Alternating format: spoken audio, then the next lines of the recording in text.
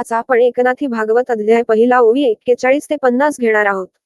जय जय रामकृष्ण हरी, जय जय रामकृष्ण हरी, जय जय रामकृष्ण हरी, जय जय रामकृष्ण हरी. बोला पुंडलिकावरदे हरी विठ्ठल. श्री ज्ञानदेव तुकाराम पंढरीनाथ भगवान की जय. पवन पुत्र अंजनी सुत महारुद्र हनुमान महाराज की जय. राधे श्याम. श्री गणेशा नमा, श्री कृष्णाय नमा, श्री सरस्वते नमा. तेथे असाधन चतुष्टय सायास, न पाहती शास्त्र चातुर्य विलास. एका धरलं पुरे विश्वास, स्वय प्रकाश ते करीती. एकनाथ महाराज म्हणतात, ते साधन चतुष्टयाचे सायास किंवा शास्त्र चातुर्याचे विलास पाहत नाहीत. एक विश्वास धरला की पुरे, ते आपण होऊन ज्ञान प्रकाश करतात. ते जगामाज्य सदा असती, शिवमात्राते दिसती, परी विकल्पेंची ठकीजती. नाही म्हणती नास्तिकेय, ते सदोदित जगामध्येच असतात. प्रत्येक प्राण्याच्या दृष्टीस पडतात, पण विकल्पामुळेच मनुष्य फसतात आणि नास्तिकपणाने ते नाहीत असे म्हणतात.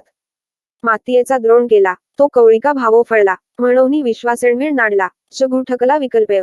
द्रोणाचार्यांची मूर्ती मृत्तिकेची बनविली, त्या मूर्तीलाच गुरु कल्पून भिल्लाचा. एकलव्य नावाचा मुलगा संपूर्ण धनुर्विद्या शिकला व अर्जुनादिकांनाही तो भारी झाला अशी कथा महाभारतांत आहे. तो गुरुभावच त्या कोळ्याला फलद्रूप झाला.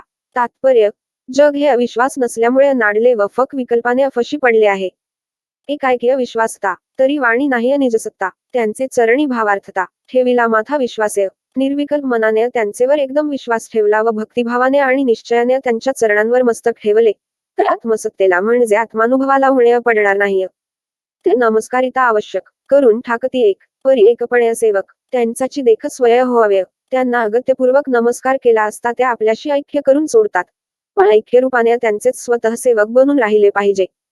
त्यांची या सेवेची गोडी, ब्रह्मसुखाची उपमा थोडी. जे भजती अनन्य आवड्य, ते जाणती गाढी निजचवी. त्यांच्या सेवेच्या गोडीला ब्रह्मसुखाची उपमा सुद्धा कमीच आहे. जे कोणी अनन्य भक्तीने त्यांची उपासना करतात, ते त्या आत्मस्वरूपाची खरी गोडी चाखतात.